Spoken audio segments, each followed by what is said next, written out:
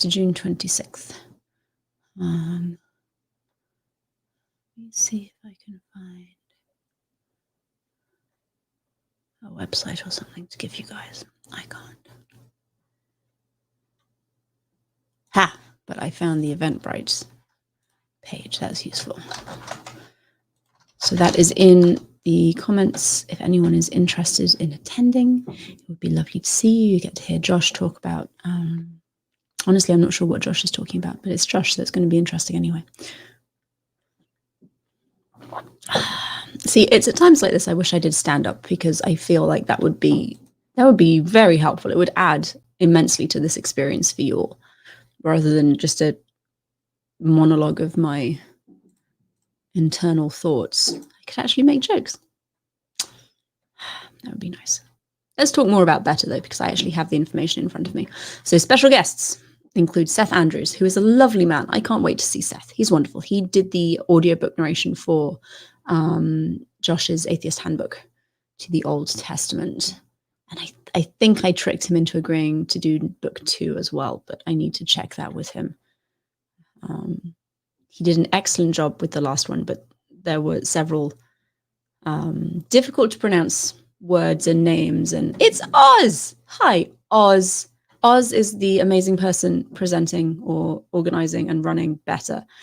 I'm just telling everybody about it because I'm going to be going. I'm very excited.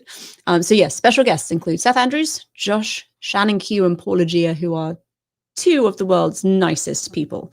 If you're watching here, you're probably familiar with them, but if you're not, then you should go and find them. Cynthia McDonald, who I'm actually not familiar with. Dave Warnock, also lovely gentleman. Oz, and all of the Atheist Network Group YouTubers, who are, again, awesome individuals.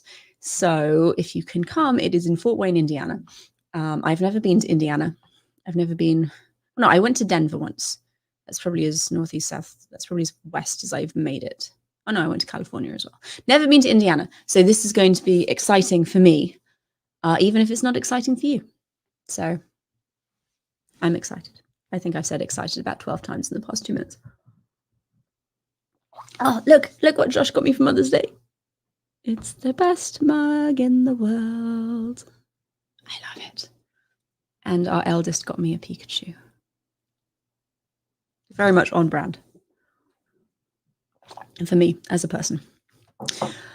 Oh, well, I'm sorry. This is like the world's most boring interview. It's just me spouting nonsense. And I'm assuming our first person is just not going to show up. So I'm going to put a holding screen up and come back in time for the second one.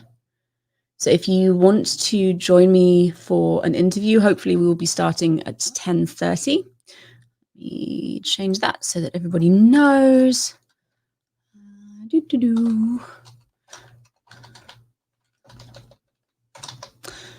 go. Aha, back at 10:30.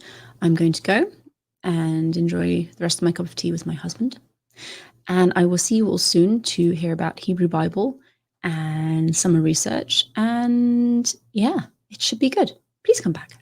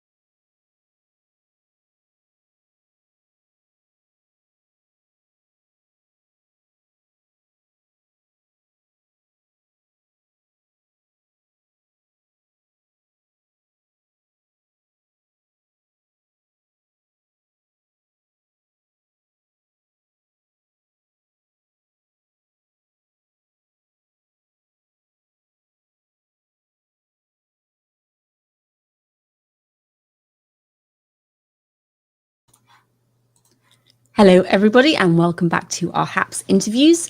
Today, we are talking to Hebrew Bible PhD students to hear about the research plans they have for the summer, how they got into the field, and how HAPS funding could possibly help them. So we are going to get started with our next student. Hello, thank you so much for joining me. Hi, very nice to be here. Could you please introduce yourself and tell us where you're currently studying? Yeah, sure. Hello everyone. I am Sriki, and yeah, thank you so much for giving me an opportunity to be here and share my project with you all. And I'm a PhD student at the University of Aberdeen in Scotland. So now I am staying in Aberdeen, but I am originally from Hong Kong, where I get the master degree there. And yeah, this is my second year of my PhD journey. Well, thank you so much. It's really nice to have you. Could you tell us what you specialize in exactly? What do you research? Yeah, my research focuses on the intersection of the trauma theory, memory, and the returned community in the province of Yehud in the Persian period. And so in my dissertation, my main line of my research is using trauma theory to read the books of Ezra and Nehemiah, the writings of the returned community. And I have some research questions. And the first one is how the tests reveal trauma of the returned community since they experienced the destruction of their country, their homeland, Jerusalem, and temple. And they also experienced the events of exile. So they were deported from their homeland, Judah, to Babylonia in the 6th century BCE. These experiences are traumatic events for the survivors and their descendants as well.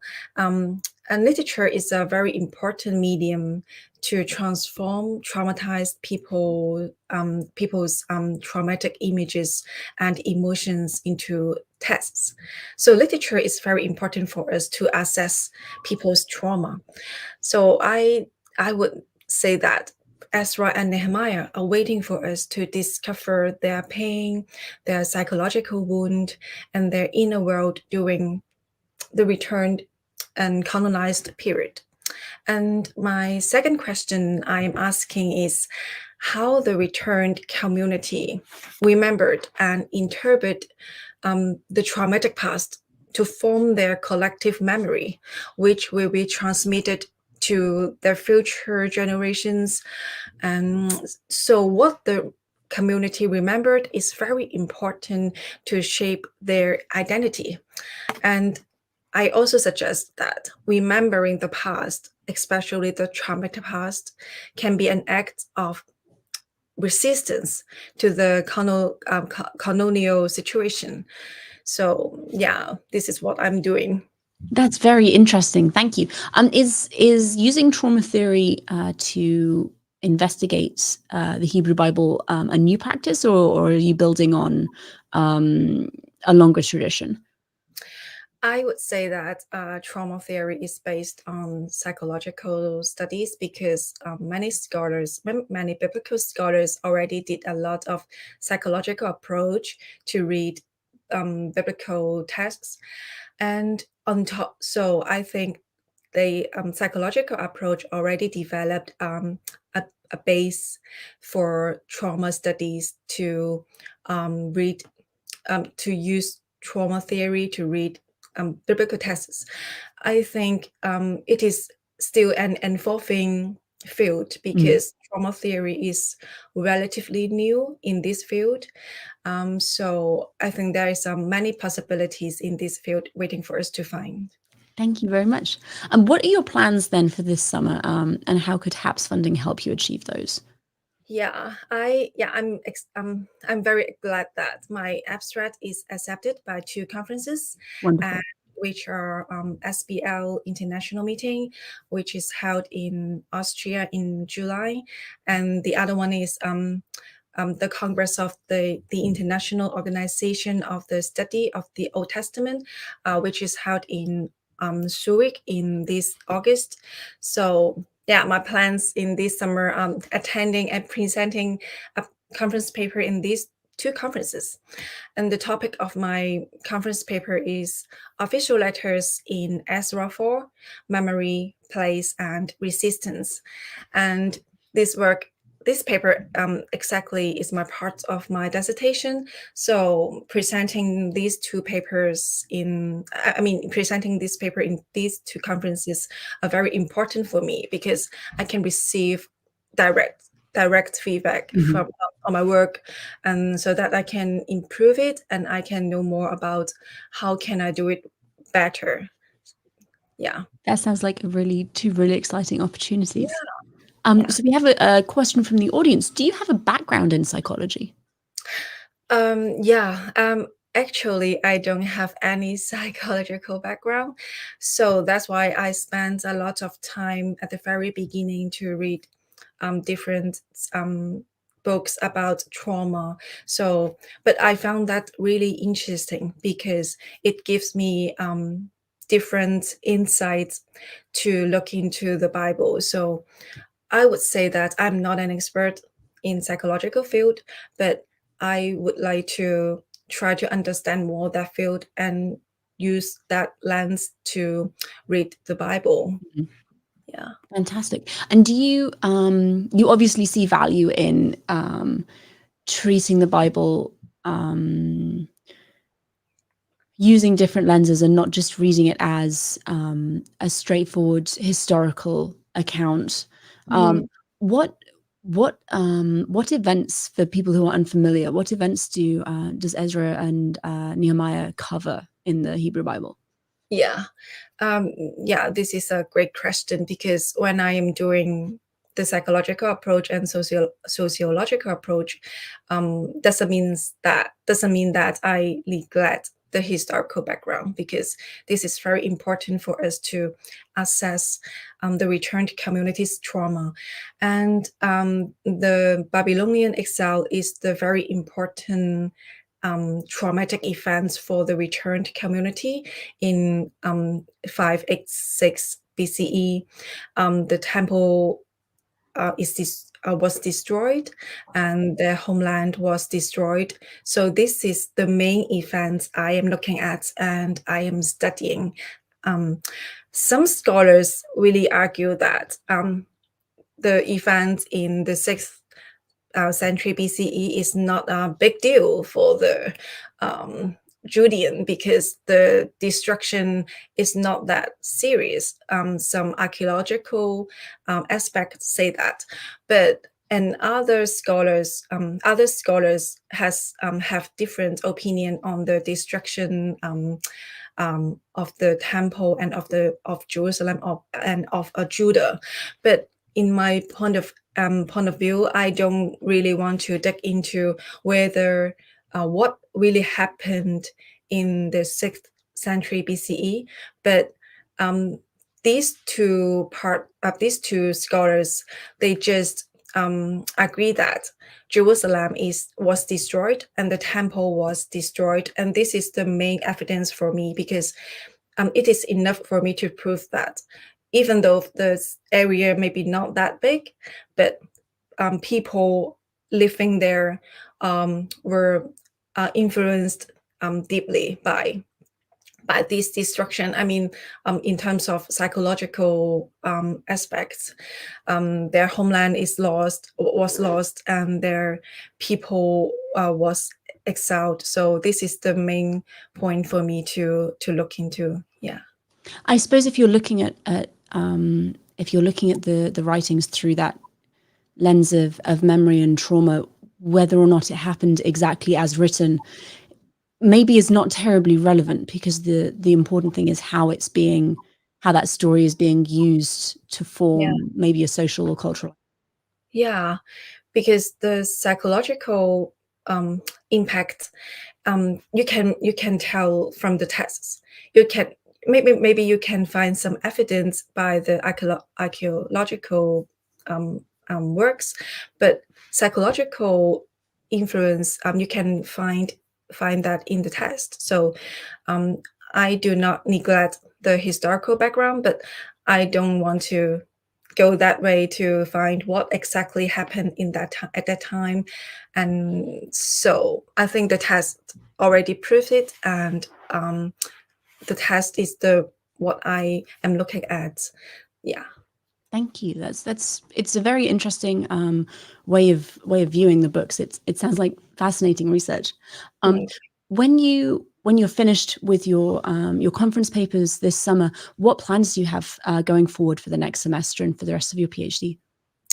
Yeah, after presenting, I think it is a good reflection, I believe, after the presentation. So I think I will go on writing my dissertation and maybe have some,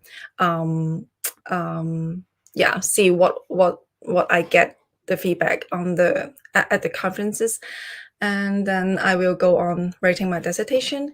And right now I am writing chapter 3 of my dissertation. I planned to finish chapter 3 and chapter 4 in the next semester. So yeah, writing.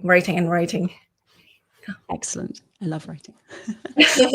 So I don't have any more questions for you, and the audience doesn't seem to have any. Audience, if you have more questions for Sriki, please put them in the chat in the next couple of minutes. Do you have anything that you would like to share with us before we let you go and carry on with the rest of your day? Yeah, I can share a little bit why I use trauma theory, because I think everyone has their own stories and own reasons for choosing a research direction. And my story is in recent years, during the revolution in Hong Kong in 2019, many Hong Kong citizens have experienced unspeakable trauma. They are haunted by some violent scenes and the ongoing changing political environment. So this situation aroused my attention and interest in trauma theory, so leading me to contextualize Persian period semantic texts in a similar light.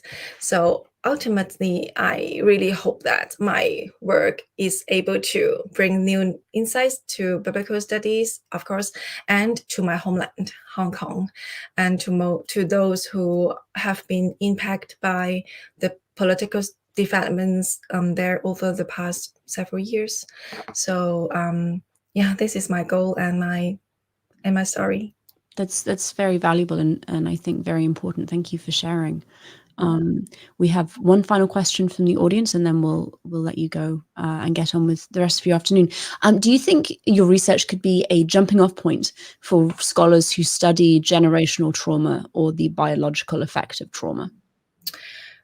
Yeah, I think it is very important to look into that way, because when we talk about trauma, we can, like a sociologist, Kai Erikson, just defines trauma into individual trauma and collective trauma. And basically, collective trauma is something that can transmit and across different generations. For example, Holocaust is a very good example for us to demonstrate how collective trauma transmit to their next generation. So in Ezra and Nehemiah, some of the exiles, the returnees, are not did not experience the event of exile, because they maybe not didn't they don't exist at the time. So but they get trauma because of their parents, because of their community. So this is transmittable, and yeah, so this is very relevant to what I'm doing. Thank you. And Aunt Jer says that we should give you all of the money right now. So you have at least 2 fans, because I personally agree. And for people watching, if you would like to contribute to HAPS, there is a donation link running across the bottom of your screen. And as a reminder, everybody who does donate is given a say in where the money goes. So this isn't, you don't donate your money and then it disappears into a black hole. You donate your money, then you will get an email from me saying, please go here and vote for the research that you would like to see funded. So if you would like to donate and to have that input you can just use the link on the bottom of your screen. So Sriki, thank you again so much for joining us. It's been a pleasure to hear about your research. It's my pleasure. Thank you so much. I'll be in touch at the end of the month. Yeah, thank you so much. Thank you. Goodbye. Goodbye. Okay, we will be back at 11. So we have 15 minutes. Everybody go get a cup of tea, cup of water, coffee, if coffee is what you drink. I don't drink coffee, so I always forget it until the very end. And we will be back, like I said, at 11.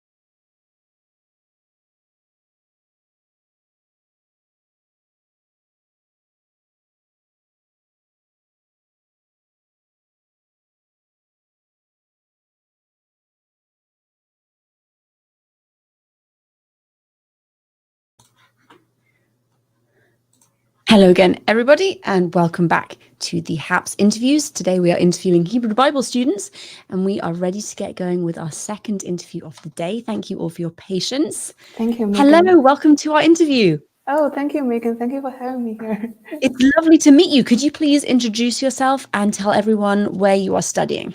Oh, sure, absolutely. So my name is Seru, and I'm a PhD student in Trinity Evangelical Divinity School, which is in north suburbs of Chicago. So our spring just started, and we are all grateful about that. Yeah, I believe it. We're in Maryland, and spring kind of started and then went away again, and then it will be back in a couple of weeks. So I see. I'm so you can relate. Yeah, I'm looking forward to it coming back. I totally understand. Yeah. Okay, so why don't we start off with questions? Could you please, for those watching, explain what your own research interests are? Yes, absolutely. So my concentration is in the Hebrew Bible and Old Testament. My research proposal is in the book of Ecclesiastes.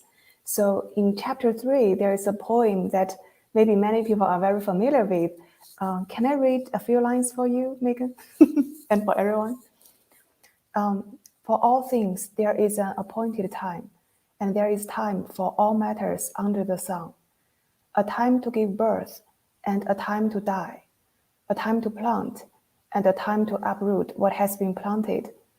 A time to kill, and a time to heal. A time to break up, and a time to build up. So these are just the first few verses of the poem. This poem is kind of famous because it is cited in many occasions, for example, in the farewells and in the funeral also. So in many big events of life, we can see the pastors and also the hosts will recite this poem. And very interesting, unique fact about this poem is that in the entire Hebrew Bible, the topic of time is only intensively discussed in this passage.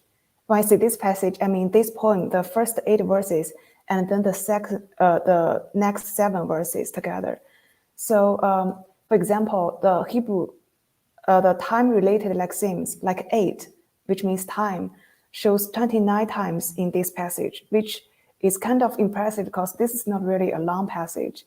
And olam, which means eternity, shows up 2 times. And zaman, which means the appointed time, shows 1 time. So it's only here in this passage that we see the time-related lexemes in the frequent usage.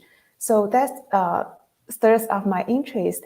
And with preliminary research, I found that Koheles used the motif time to contribute to the conclusion, fearing God and keep his commandment at the end of the chapter, which is, I think, chapter 12, verses 13 to 14. So at the end of the book. So what's happening here is in the book of Ecclesiastes, there are multiple motifs going on. For example, the motif of time that we just mentioned, and the motif of what happens under the sun. Like we see the phrase under the sun shows 27 times in the Bible. And the vanity of human labor is also a very interesting motif. So multiple motifs progress to the end, fearing God and keep his commandment. How does these motifs interact and contribute, or I would say converge into the fearing God motif? And for my topic, specifically, what is the motif of time interact and contributes to the fearing God motif is my research topic. That is very interesting. Oh, thank you for listening. Oh, no, I love hearing about everyone's research. I say this regularly. This is my favorite time of the year because I get to hear about all of the research everyone is doing. That really is fascinating. What then are your plans for the summer, and how would HAPS funding help you achieve those goals? Sure. So if God wills, I want to contribute all my time and energy to this research. I'm an international student. So for me, according to the immigration law, I'm not allowed to work off campus. So my income is basically dependent on scholarships, fundings, and some part-time jobs on campus. If I can get the funding, it would be really helpful for me to release my pressure of financial considerations and fully contribute to my time. I guess for me, and also for every researcher, a chunk of time to do the research without interruption is very precious. So I would really appreciate, if God would provide that funding. Yeah, and that's an excellent point that I think is often people are often not aware of, that being an international student comes with certain restrictions and stipulations. And I was an international PhD student also, and working is difficult generally when you're trying to research, and it's made even harder when the jobs available to you are campus-specific jobs. So I have a great deal of sympathy for your position. That's very difficult to kind of work around. Thank you. So we have an audience question. What made you choose the university that you're studying at? Oh yeah, absolutely. So my school, Trinity Evangelical Divinity School, is really focused on, we hold high regard of the scriptures, and we try to respect each word of the book. And since my research interest is mainly on exegetical work of my focus passage, for example, my research interest includes biblical wisdom literature, like the Job's, Proverbs, Ecclesiastes, wisdom psalms. So, and we have very good professors here with expertise and virtues to guide students along the research. Like, for example, Dr. McGarry and Dr. Eric Tolley. So we have many great professors, and these professors, they really has a linguistic background, like, for example, in the Hebrew and Aramaic Ugarit, which is very helpful for my research, because my methodology for my research would mainly based on linguistic analysis and also literature criticism. So they have very solid and robust methodology on that part, which I have been very grateful for and benefit from. So definitely when you're choosing a school, it's finding advisors not only whose interests align with yours, but who have the relevant technical expertise. That's true. Is very important. And so how maybe did you become interested in this particular passage? Because you clearly feel very deeply about it. Oh yeah, sure. Thank you for catching that. I feel in the book of Ecclesiastes is often ignored when we read the Bible, For example, the themes in the book of Ecclesiastes seems detached from God's saving history for Israelites. So oftentimes in the church, we don't hear much message about the book. But this book is very unique and contributes to the whole Bible in many ways. For example, as I mentioned earlier, there are multiple very unique themes that can only be found in this Bible. The motive of time, the motive of what happens under the sun, etc. And also, I think it's very interesting. Koheleth portrays this book as everything happens under the sun, remote from God. However, I do believe there's a progression that the text draw the readers towards the end, that God has a redemption purpose for his relationship with human beings. Like in the first 10 chapters, we see the phrase under the sun very often. And from chapter 11, we see the horizon of Koheleth raised up. It shows, then we see the sun, and it is good. So this is the first time that Koheleth's horizon is not under the sun, but we see the sun completely. And then at the end of the book, the ending chapter, which is chapter 12, we see the horizon is from above to the ground. For example, I can show you a bit. Like in chapter 12, the first verse is, you should remember your creator. So that's very obvious. This is focused on God. And then the horizon goes down to the second verse, the sun and the light and the moon and the stars. And then the next verse, the horizon continually downwards to the street, like what's happening on the street and to the doors. And then verse 5, the horizon goes down a bit to the plant and creature on the ground. And then the next verse to the well of to the well and the watering well. And then the on the verse 7, it is the earth and dust. So we really see the first 10 chapters is under the sun. From 11, we try to raise our eyesight towards the God. And then at the end of the book, the horizon is from up to down. So I think that vision really assures me that this book is not what happens under the sun. It is our relationship with God, the relationship between human beings and God. Specifically for my research topic, I would say time is a mediated between human beings and God, in the way that human beings conduct all kinds of human activities at the appointed time of God. And God put olam, which is eternity, into human hearts. So that's how I see time as a mediator between God and human beings, which is the big picture of my research topic.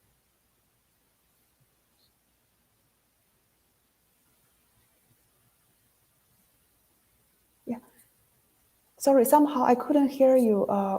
No, I'm sorry. That's no worries. I muted myself so that I didn't accidentally interrupt you, and then I forgot no worries. to turn I was off. trying to read your lips, but I didn't have that talent. So I said that's very interesting. Thank you for sharing it. You've said that the phrase "under the sun" occurs many times in the passage you're looking at. Does it is this a common phrase in the Bible, or does it show in other places, or is it just mainly here? Oh, thank you for asking. So under the sun, the Hebrew words, I think, Tahat Hashemayish, this word is only show up in the Ecclesiastes, this book. We also see other phrases like under the heaven. It shows up 3 times in the book of Ecclesiastes. So the idea under the sun is repeated. And your question is a very good one, because we see other phrases similar. For example, I think in the book of Daniel, we also see the word under this. I will need to look very closely. I think, sorry, just give me 1 second. See here.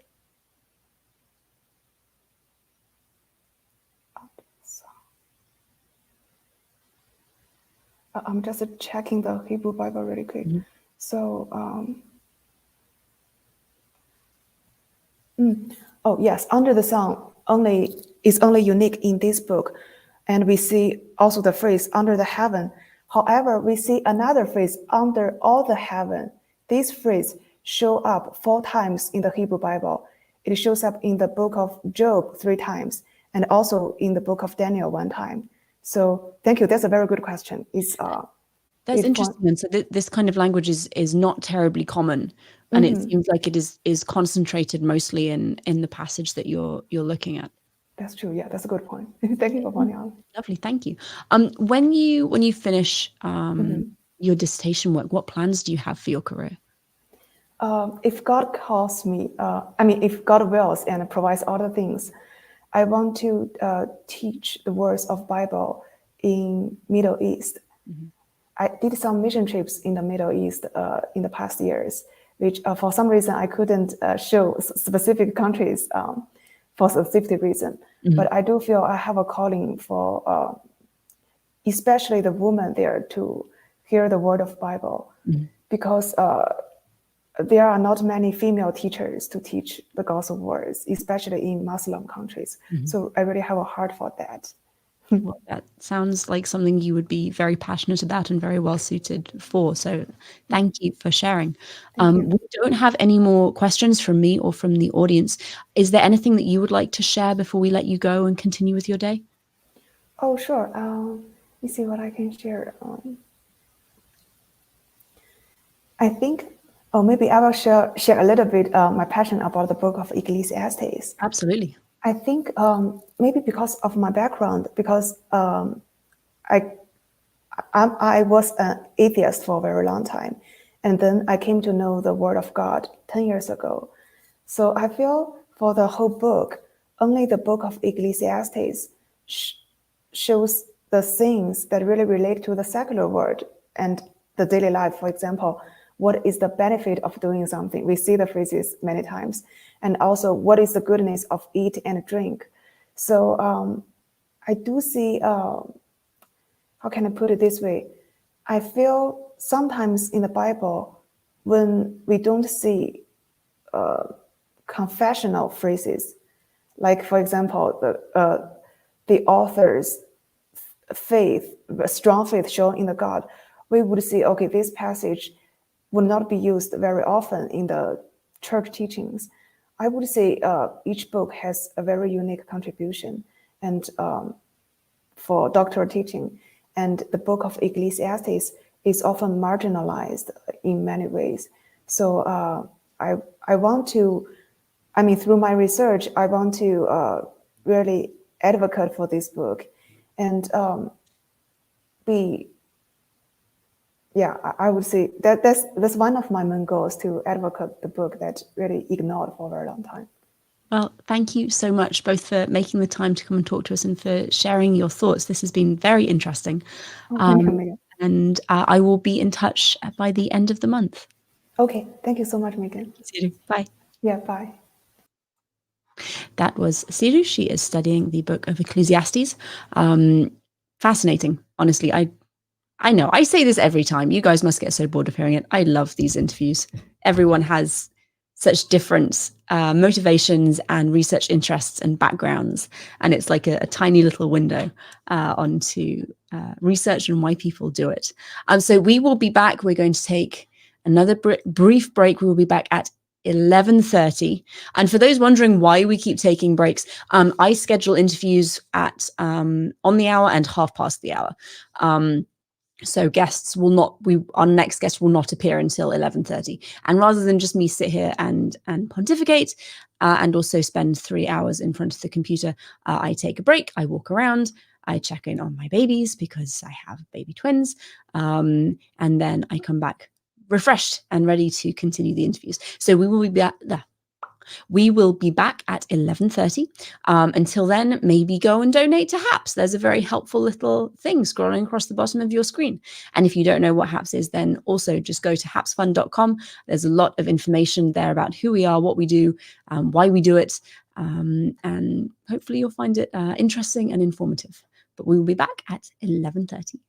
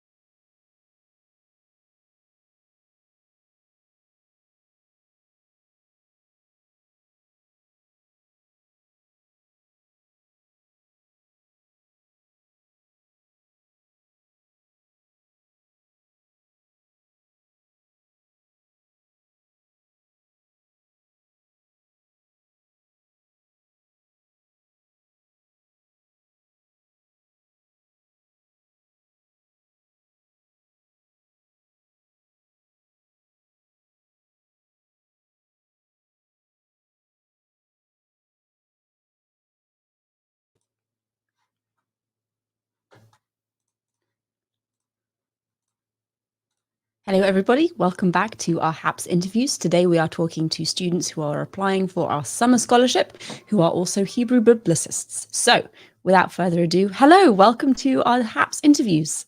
Hi, good to see everybody. You too. Would you mind please introducing yourself and telling everyone where you are currently studying?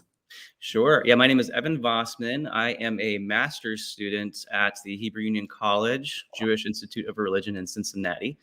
This is in Ohio in the United States. So yeah, I finished that program in about a week, which is pretty exciting. But then I start my PhD there in the fall. So I'm happy to continue my education there. Well, congratulations. That is excellent news. Could you briefly then explain your research interests? Yes. Yeah. So my master's credits will roll over into the PhD program. So my time there will be shortened, which will be fantastic. So I hope to nail down my dissertation and research interest early, so I can start thinking ahead. So with that in mind, my research interests are centered on the Hebrew Bible, or the Old Testament, and also the Septuagint, which is a prominent Greek translation of the Hebrew Bible that was used by many Jewish groups during the Hellenistic period. So within those realms, I have always been fascinated by the human capacity to produce and interpret language. So this passion arose because of my love of the Bible, which led me to my first foreign languages, which were Biblical Hebrew and Ancient Greek. So under the umbrella of languages and linguistics, one particular field has caught my attention. So that would be metaphor theory. So metaphor is an essential part of human speech patterns, and it appears in every human language that's documented. So metaphor is often used to describe experiences or ideas that are either just difficult to explain or maybe even like transcendent. So in terms of the Hebrew Bible, the biblical authors frequently use metaphor to describe God. So examples abound. I'm sure you can think of some, but maybe like God as a king, or a shepherd, or a warrior, or a father. Sometimes it's like God as a shield, or God as fire. There are less discussed metaphors, such as God appearing to Abraham in Genesis 15 as like a smoking fire pot. So I'm interested in a cognitive approach to these metaphors. The questions I might ask are, what was going on in the biblical author's mind that led them to describe God in this way? What factors, options, or maybe limits within the Hebrew language might have influenced their decisions to choose one over the other? What about their lived experience in the land of Israel or the diaspora might have shaped their mental image repertoire? And more simply, what did these God metaphors tell us about what they needed God to be and how they imagined God? So the Septuagint for me is a part of that research because it's a major translation of the Hebrew Bible. This was a time of great development and change when this document was produced. So I'm interested in how were these God metaphors translated for a new time and place? Do they stay relatively the same, or do they get updated? If so, what does that tell us about the cognitive processes in these translators? So a popular example might be the Hebrew Bible, Genesis says that God was grieved and regretted making humankind in the flood story. But the Septuagint Genesis says God pondered and considered making humankind, portraying God as more of a stoic philosopher. So I think linguistics and metaphor theory can be very generative approaches to the study of the Hebrew Bible. And I think if we're talking Septuagint, much scholarship in that field is untapped. Many people writing dissertations or doing research in this area are the first to do so. So I would like to participate in this research and contribute something meaningful. And I think practically, I'll end here, I believe research in biblical God metaphors can lead to great public good. So understanding the Hebrew Bible's God metaphors can help us understand the foundation of later Jewish and Christian God talk. So I hope to use my research to help build understanding, rapport, and positive relationships between Jews and Christians. Fantastic. Thank you. That is both very interesting and a very worthy goal. Will you be focusing on a specific book or a specific group of metaphors, or are you just going all in and saying every God metaphor I can find will be included in this study? Yeah, at this point, I think it's more broad, so I'm interested in all of them. I think as I begin my coursework in the PhD, I will narrow it down to maybe a particular book or a particular metaphor that I find interesting. So That makes sense. Do you have? So I'm an Assyriologist, so I'm absolutely going to ask this question. Do you have plans to look at divine metaphors in the wider ancient Near East, or will you be restricting yourself solely to the Hebrew Bible and the Septuagint? I think at this point I've considered mainly just Hebrew Bible. Hebrew Union is a fantastic place with resources on ancient Near East. So I would like to consider those as well. I think that those greatly influence, especially texts like I'm thinking of Genesis I referenced a few times. Quite a few metaphorical overlaps with the other ancient Eastern literature there, and many other places too. So yeah, I think at this point I'd mainly just considered Hebrew Bible, but I'd like to incorporate ancient Near Eastern studies as well. Cool. So for the audience watching, please remember you have the option to ask Evan questions yourself. Just put them in the chat, and as long as they arrive before we say goodbye, I will relay them for you. Evan, what then are your plans for this summer, and how will HAPS funding help you with those? Yeah, my plans for the summer, and actually about a week or two, are to participate in a 6-week Jerusalem tour and archaeological dig at Tel Dan. I'm doing this with the Hebrew Union College. So the universal graduate student problem is obviously money. So during my MA, I had to work like 25, 30, sometimes 35 hours a week, just so I could afford rent and basic necessities. So I made it through, but it was difficult, and it often inhibited my ability to think clearly and write and learn and do research. So some parts of the Israel trip are funded, but the further financial strain is just stressful. So my eventual doctoral advisor encouraged me to prepare for the PhD with as much Hebrew training as possible. He even said, if you can, spend at least a month in Israel at an Ulpan, which is a Hebrew school that they basically do intensive Hebrew programs. I will not be able to do that, but he said, if you can, do it. So funding would help me to be, for the trip, fully present while I'm there, so I can hear the Hebrew language spoken. I can converse with others in it on a daily basis. This trip also will help me absorb the culture, to see the sites, to understand more about the ancient author's surroundings. All of these things are pivotal for metaphor. If you want to understand why a particular author from a culture chose the metaphor that she or he did, you need to understand their world, where they came from. So all of this will in turn greatly help me study God metaphors and what experiences the authors had that shaped them. So excellent. Yeah. So essentially, I need HAPS funding because I need excellence in biblical languages if I hope to do well. Also, I'd like to get modern Hebrew and maybe even modern Greek tutoring when I return. I think my advisor recommended this is the most effective way to become excellent in those languages. So it's expensive. I cannot currently afford it. So any extra funding would be greatly helpful. And this was a theme with the previous interview. Being a graduate student is very expensive. It's just a fact. You generally don't have time to run a full-time job. Most of the time you don't have time to run a part-time job because you're working all the time. And on top of just living expenses and tuition and things like that, the summer comes with these additional expenses of going on digs and going to conferences and training programs. And it can be hard to fund all of that yourself. So that is why HAPS is here to try and help meet that need for some students at least. We have an audience question who says the Old Testament borrows titles and imagery from Semitic, Mesopotamian, and Egyptian deities, including Baal, Enlil, Marduk, and even Ra or Horus. Will this impact your research? Yes, those things would impact my research, definitely. Part of answering this question depends upon when you think the Hebrew Bible was either written or canonized as well.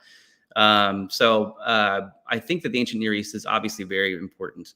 But I do think, this is my opinion, I think a lot of the authorship of the Torah or codification of certain texts or canonization, I think that was done, and a lot of it in the Hellenistic and even Persian period, which is later.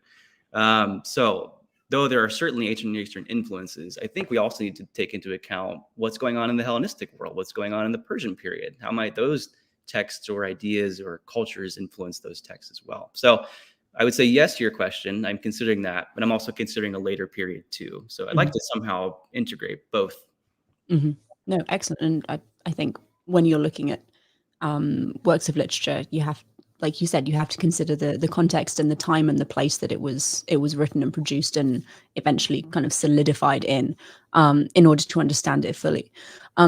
When I ask this, like, I'm aware that you are at the very beginning of your academic career.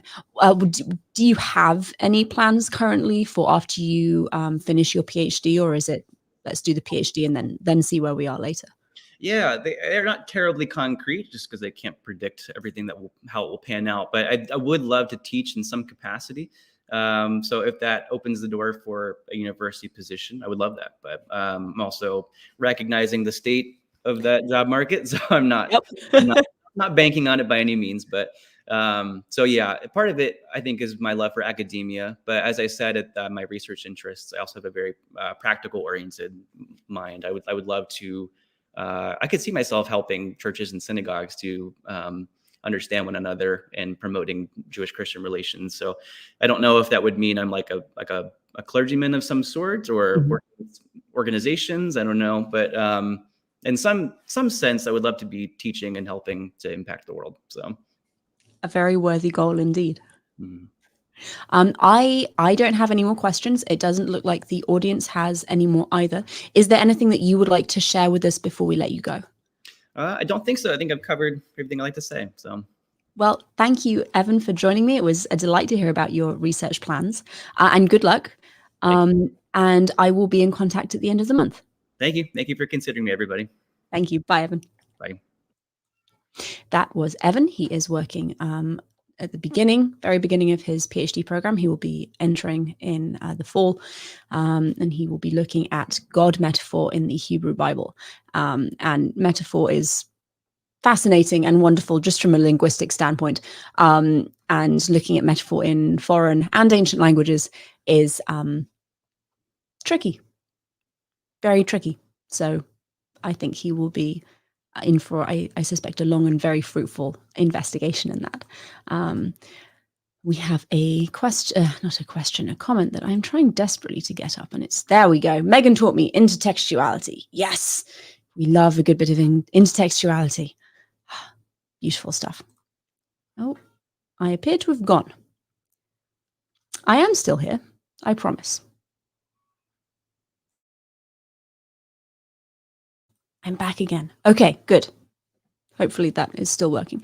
We are going to now take a brief break before our next HAPS applicant joins us at 12. That is noon EDT. I'm going to go and make sure that my twins have their lunch. I will be back very shortly. And again, for those who are unaware what HAPS is, we provide scholarship funding for PhD students. I've gone again. I'm just going to keep talking because I have no idea if you all can hear me. And I'm back. We provide funding for PhD students to keep them going over the summer months and to help them continue their research when they might not be otherwise able to. If you're interested in donating to HAPS, there is a nice little thing running across the bottom of the screen with donation information. And if you would like to learn more about us, you can go to hapsfund.com. There is a whole load of information there that I think is interesting, but I would think that because I wrote it. But we will be right back.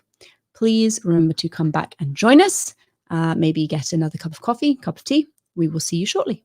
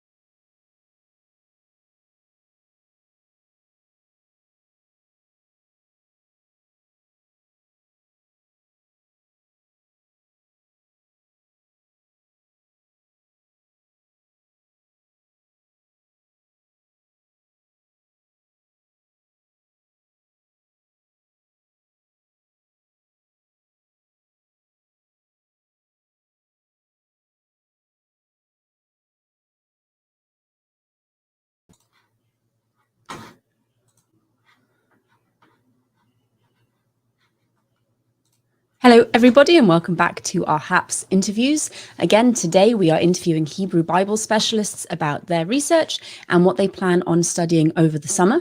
And we have our next applicant. Hi, thank you so much for joining us. Hi, Megan. Thank you.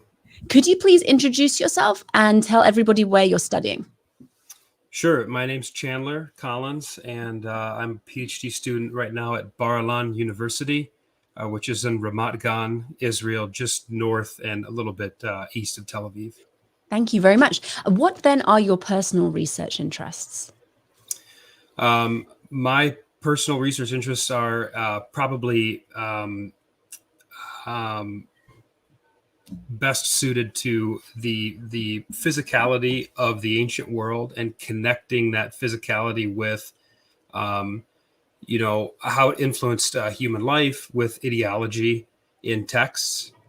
Specifically, I work in Hebrew Bible, so a lot of my work has been in historical geography, and looking at, again, the way the physical world of the ancient Israelites impacts how we read their texts, whether you're talking about something in the Iron Age or even something that's a little bit beyond maybe the interests of your audience, but Second Temple period or Roman period or later. It's all important. And I am specifically interested in Jerusalem. And I've done a lot of work in the archaeology of the city, the topography of the city. And what I really want to do is take all that and bring it to bear on the text and the biblical text. And I know that there's a wide debate as to when various books or parts of books in the Hebrew Bible was written. And so part of that work will be sort of narrowing windows and trying to find ways that we can connect what we see in texts with what we have in the topography of Jerusalem. So, you have a lot of texts, of course, as most of the Bible was composed in and around Jerusalem, talking about the hills and valleys and fortifications and other buildings in the city, water sources, that sort of thing. And all of that impacted the lives of Jerusalemites, and all of that was used by Judahite kings to advance the ideological use of the city and to improve life for the inhabitants there. And it was used for by the writers of the biblical texts as well. So specifically what I want to look at is something toward the end of what's called the Iron Age 2, when the city was about to fall to the Babylonians and Jerusalem expanded to its zenith in the Iron Age at that time, spanning over 3 hills, which is a little bit unusual for an ancient Near Eastern city to be walled around hills of different elevations with a pronounced valley in the center. And so my work will kind of focus on that physicality and look at how it may or may not impact the biblical text. Fascinating. Thank you very much. And when you're looking then at the physicality of the ancient world, how much does the changing landscape impact your research? I'm thinking it's a little bit outside, but I'm thinking specifically of the changed location of the Persian Gulf when we look at Mesopotamia. Do you have things like that you have to deal with as well? Sure. Yeah, that's a great question. Definitely in Jerusalem, anyone who's studied the city knows that, especially since the mid to late 19th century, the city's really ballooned quite a bit outside of its historical basin. And the new city that has sprung up there is continuing to be built in high-rise apartments and stuff all over the city today.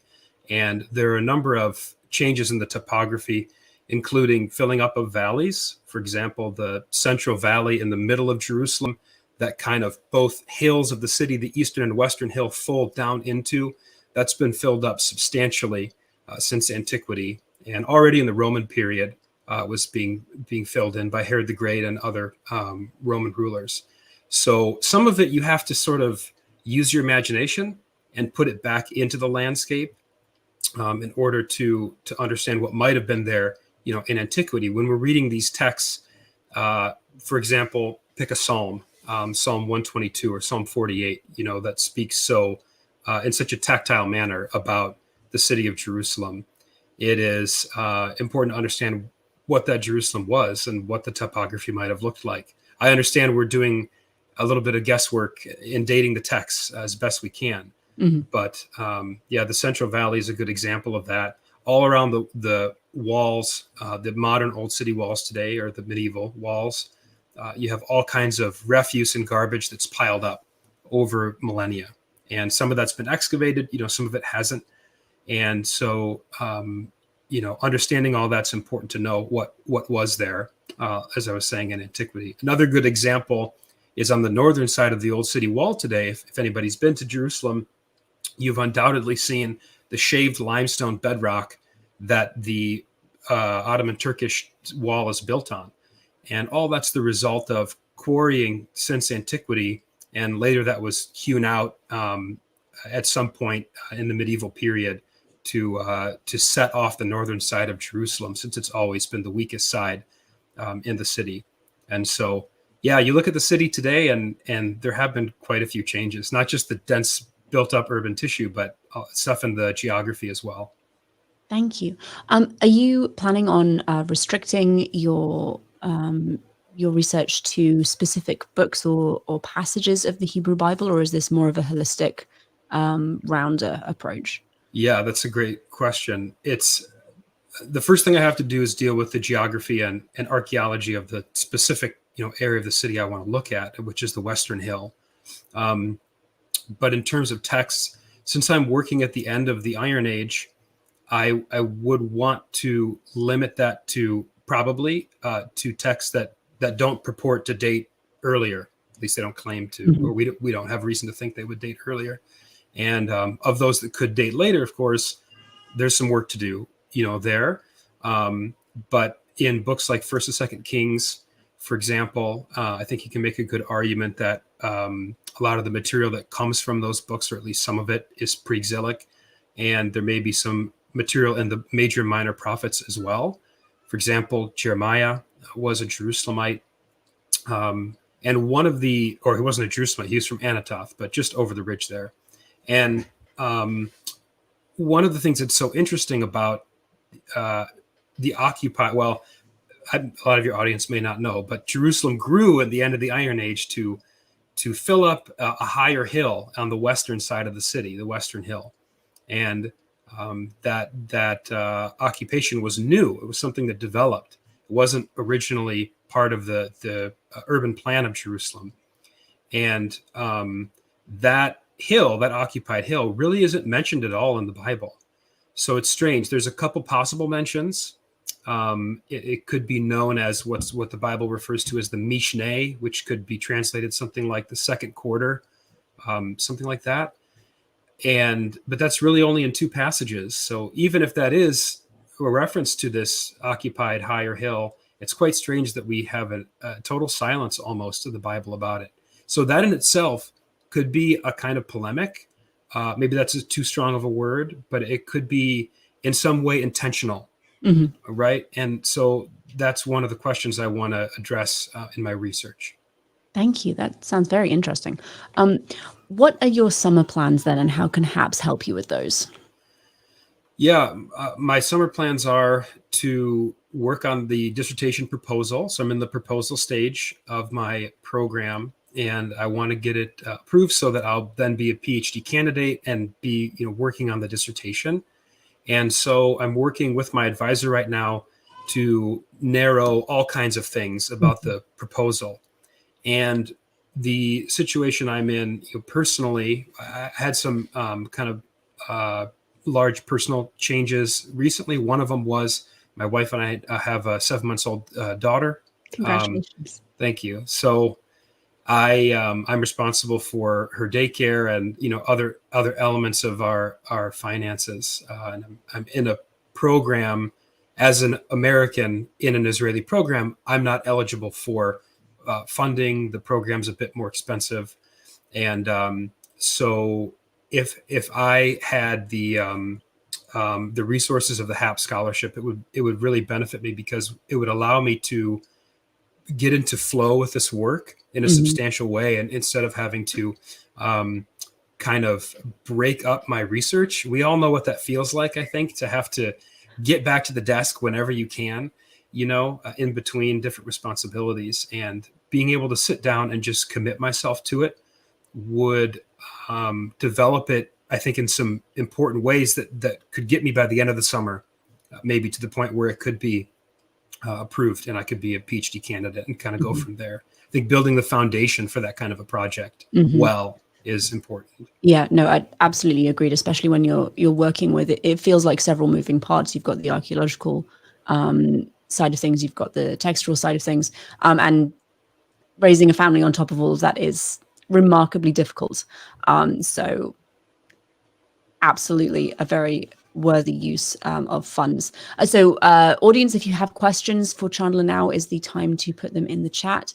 We have $20 from Nico. Thank you so much. That will go directly to HAPS. It's greatly appreciated. And if anyone watching has donated using the super chat feature, please do email me, digitalhammurabi@gmail.com, so that I can make sure I have your contact details for when we come to start voting on the research that will be funded. So please shoot me an email. So Chandler, I have to ask, how did you get interested in ancient topography and the impact it had on ancient lives? Yeah, it was kind of a circuitous route, I would say. My training is in Semitic languages and Hebrew Bible and archaeology. I have MAs that kind of cover those subjects. And as part of that, I did an excavation in modern Israel, and I've done, work in texts. And what I think tends to happen is that text scholars work over here, and scholars who work in the realia of the ancient Near East work over there. And, we get into conversations sometimes in really helpful ways. But what I would like to do is try to sit on the seam and integrate. So in any case, as I was in the Holy Land and doing work over there, I began to get interested in the geography and took a geography course. And now I'm actually teaching the geography as well, and seeing the sort of living organism that the land is. And it can be in any ancient Near Eastern civilization, but this just happens to be ancient Israel. But you could do this for Hatti. You could do this for, you're an Assyriologist. You could do this there as well. I'm sure you have. And it's so, I've just seen how powerful it is to connect text with place. And really, in a way, I don't think they ever should have been separated, because after all, text was produced in a place, and it was produced by people who were influenced by that place, or who wanted to make an impact on that place for various reasons. And so, the Bible and the Holy Land, or the Hebrew Bible, is just one kind of expression of that. Thank you. I agree entirely. As someone who's looked at the materiality of text and writing and where items were deposited, I think separating them is generally not the best plan. It takes you away from the fullest possible understanding of what you're looking at. We have one audience question, and then I will let you go. JS is asking, have you worked solely on the Hebrew Bible, or have you worked on other texts also, like Ugaritic literature? Sure. Yeah, I work in West Semitic inscriptions as well. So, whether you're talking about Ammonite, Moabite, or Edomite in Transjordan, or Phoenician or something like that. But my research as of late hasn't returned to some of those languages I studied in grad school, like Ugaritic. But it may, because one of the things I have to do is to look at comparative ancient Near Eastern cities when I work on Jerusalem. And so that could take me to a place like Ugarit, could take me to other places in the ancient Near East as well. So we'll have to see. Well, thank you so much for both taking the time to talk to us and for explaining your research so fully and thoroughly. It's been my absolute pleasure. And I will be in touch at the end of the month to let you know next steps. Sure. Thank you so much. You're welcome, Chandler. Have a lovely evening. You too. That was Chandler. He is working on the geographic reality of ancient Israel, specific Jerusalem, and the Hebrew Bible, and how those two things are connected. We are going to take a short break. We will be back in approximately 5 minutes to talk to our next Hebrew Bible scholar. So please don't go anywhere, or at least don't go too far. We will be right back.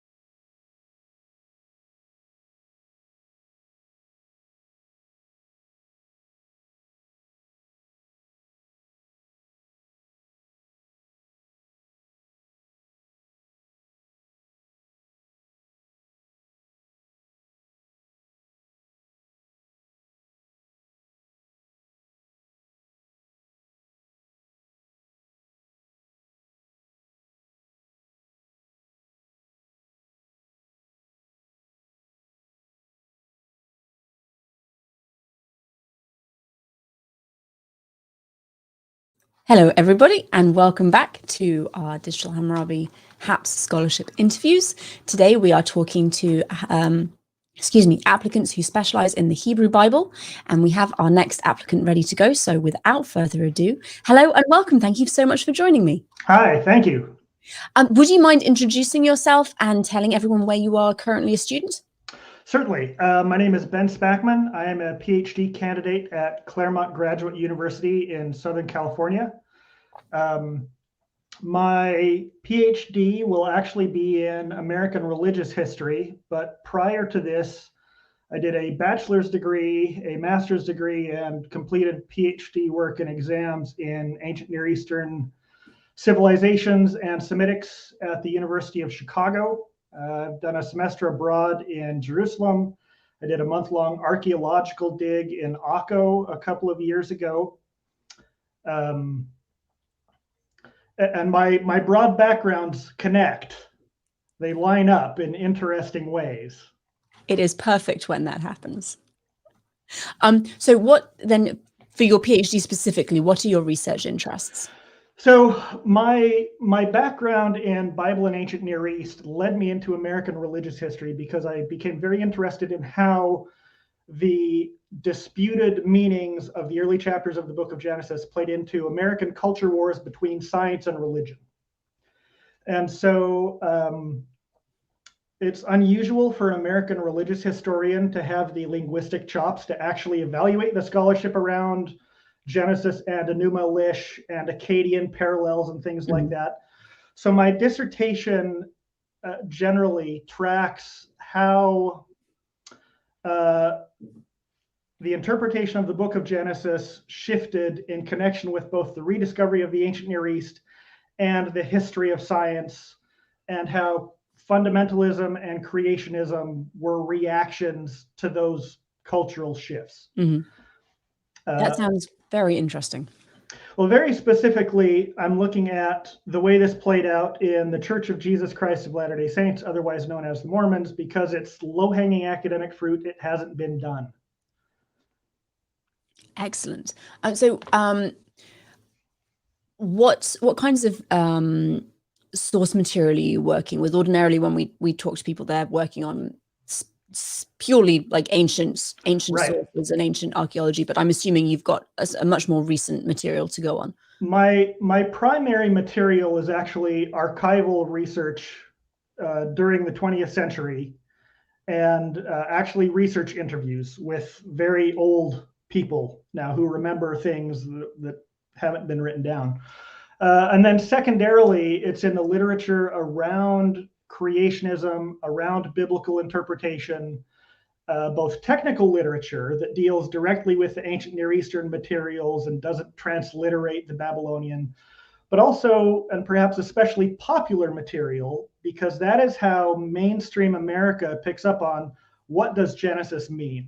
And if the popular material is not having the technical material filtered down into it, then it's essentially seeding that that popular understanding to people who want to weaponize scripture against science. And the way we construct expertise, the way we construct science, which is not a fixed concept, has very much played out in America in the last couple of years, because attitudes towards science play directly into attitudes towards, say, vaccines. So that's kind of tertiary stuff that I may look at eventually. But so my primary sources are 20th century archival, and secondary is literature on, how has the Bible been interpreted? Why have things changed? What are the discoveries? Why are they being interpreted this way and not that way? Excellent. So, and asking this question, I'm aware that like you've not finished the process. There is still research and writing to do. But are you able to give us like a kind of Cliff Notes version of what impact the rediscovery of the ancient Near East had on? Oh, yeah. So, we have 20 minutes, right? I'm not going to take 20 minutes. My wife warns me often about not getting onto my soapboxes. This is where you are allowed on the soapbox. Okay, great. So for a long time, the Hebrew Bible was essentially the oldest book available to the West.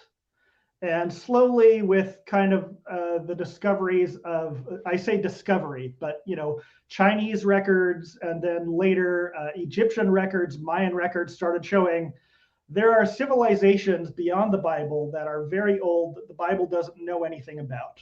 And that started calling into question the idea that the Bible was kind of a global naturalistic history. And we're talking in the 1500s, 1600s here. And then the scientific revolution, so-called, in the 1500s and 1600s, shaped interpretations of Genesis in a different way, because it started being seen that creation was more like a clock, a mechanism. And people wanted to see, let's see, what's the best way into this?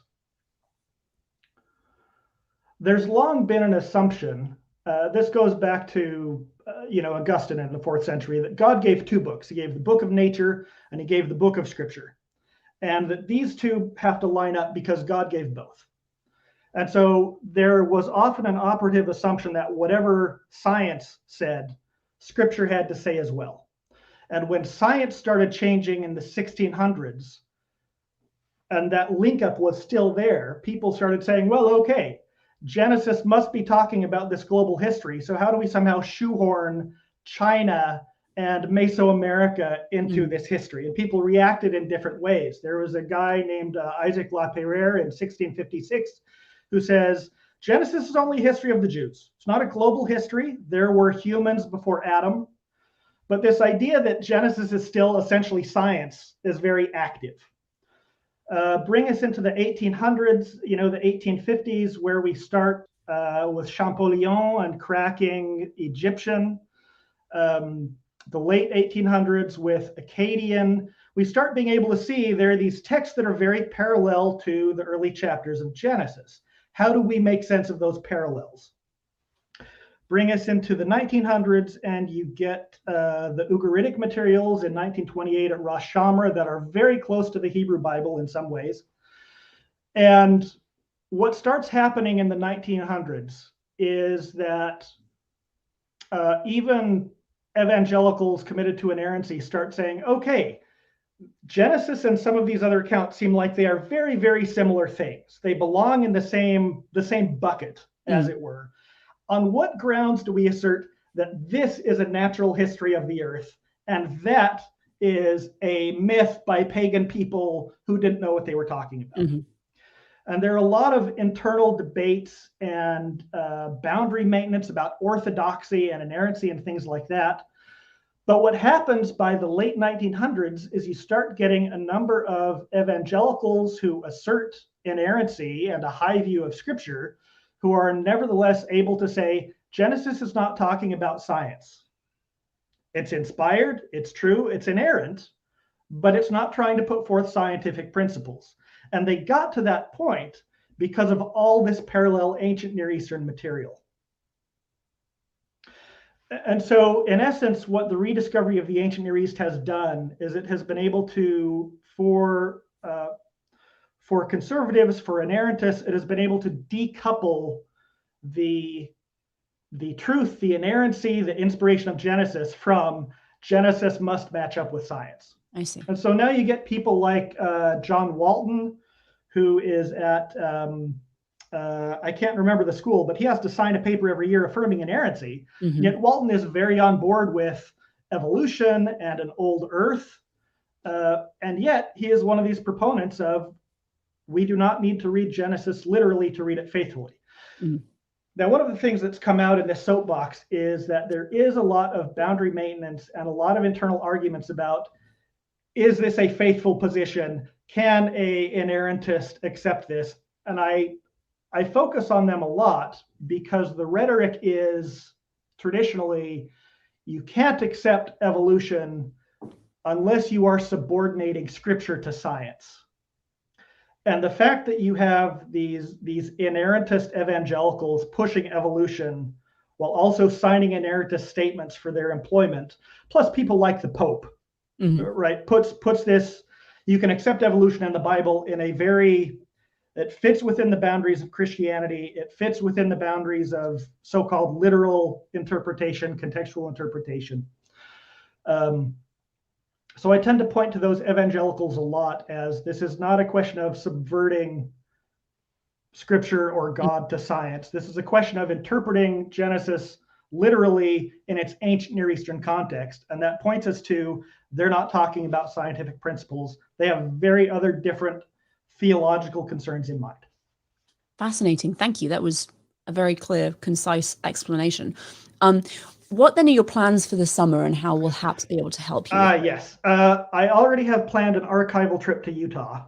There are some archives I have not been able to access either because of COVID or because in one case, it's a prominent collection that just recently got donated and cataloged.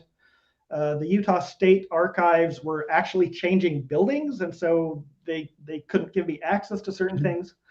I would also like to make an archival trip to Princeton to look at the letters of Immanuel Velikovsky, who I can go into briefly. His letters play into my dissertation research somewhat.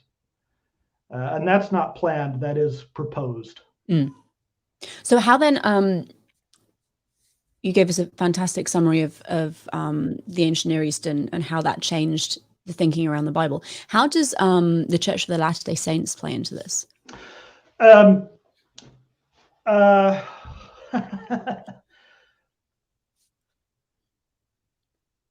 I got into it partly because it was unstudied and partly because it is my own faith community. But the fact that it's low-hanging academic fruit that hasn't been hashed over dozens of times played a considerable role. If you're asking about my motivation, which I think you are, as opposed to the history, or do you want more of the history? I mean, either, whichever you are more comfortable talking about is perfectly fine. Well, I'll do a little of both. In terms of motivation, again, it's unstudied, but Latter-day Saints have played some prominent roles in America. We are extra represented in Congress and so on. But it turns out that Latter-day Saints actually rank fairly low in science acceptance, evolution acceptance. There has been high acceptance of things related to right-wing ideas like Trump and QAnon and anti-vaxxing, which is unusual because the formal positions of the church are very pro-education, very pro-science. And so it's kind of a, how did we get from there to here motivation? And how can my research help steer people back onto a healthier, less conspiratorial track? So I feel like kind of a public-facing historian in that sense. But in terms of the history, Latter-day Saints in the early 1900s were very open to evolution because Utah has one of the major dinosaur fields in America. There were a lot of LDS geologists and paleontologists early on who were getting into that research. And so Latter-day Saints had to confront confront. I say geology and paleontology relatively early on and say, where does this fit in our theology? How do we make sense with this? What's the role of science versus scripture? And so the first half of the 20th century is very pro-science, very open. And starting in about 1954, that kind of flips, which is interesting because post-1954, you have far more Latter-day Saint scientists with PhDs in biology and paleontology and geology, but you have some shifts among church leadership in how they read scripture, which leads to them pushing some of their own scientists away as untrustworthy, and instead bringing in the influence of some Christian fundamentalists, some Seventh-day Adventists, simultaneously with some rhetoric of we've got to keep the doctrine pure, we've got to avoid sectarian influence. And so there's this very interesting flip in the 20th century. And I grew up in Rochester, Minnesota, which is the home of the Mayo Clinic. The entire town is built around this hospital that is on the cutting edge of medical science. And so I grew up in a very kind of academic oriented, question asking kind of way. And so when I encountered some fellow Latter-day Saints who were convinced that evolution was evil, the earth was, 10,000 years old, I said, well, this is very fringy. Where are they getting this from? Yeah. And so I've dug into that history, kind of a way of affecting my own Latter-day Saint community and influencing them in more rational, pro-science directions. And the biblical studies stuff plays in very, very easily.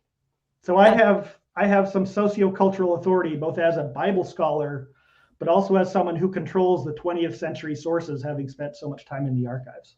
That's absolutely fascinating. Thank you for sharing it. Where do you see, you've touched on it a little bit, where do you hope your research will go when you finish the PhD? I have several books planned already. And in fact, my dissertation advisor, when I proposed my topic, he said, well, you have an unusual problem. Most people go into their dissertation thinking they know what they're going to do, and then they go do research. You're coming into this with enough research for your dissertation and 3 books. So instead of having to gather, you're going to have to winnow.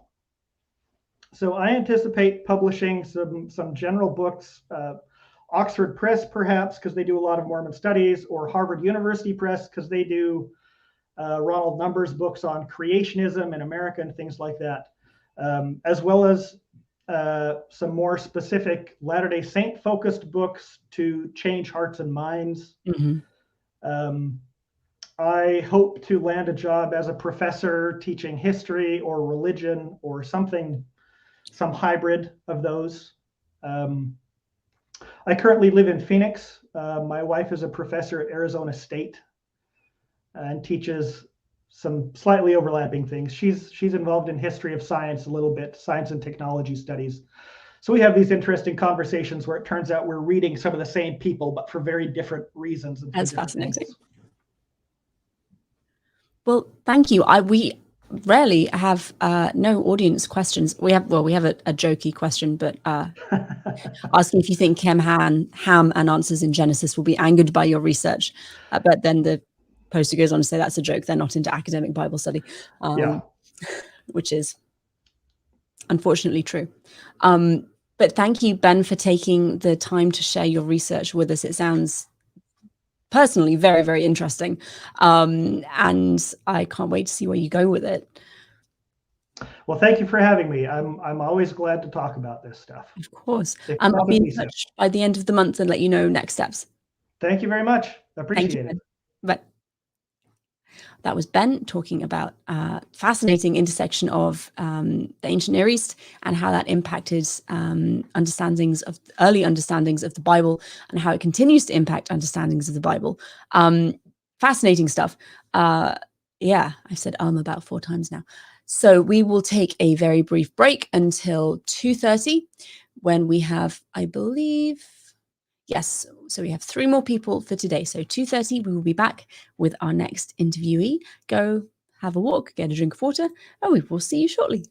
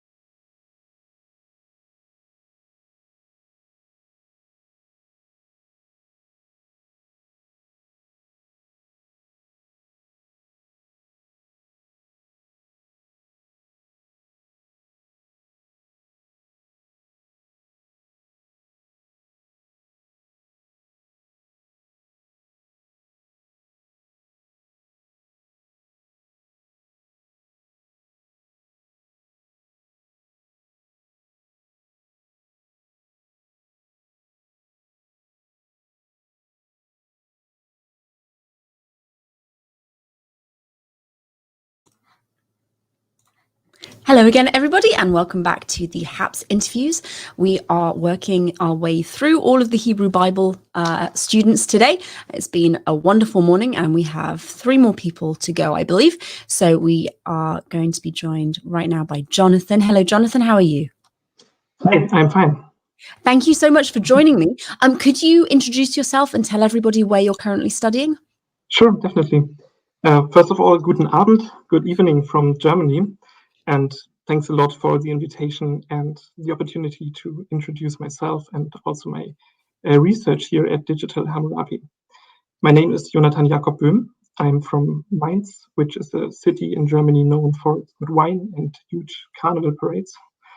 After finishing school, I spent 1 year in Jerusalem, volunteering at the Lutheran Protestant institutions in the old city of Jerusalem.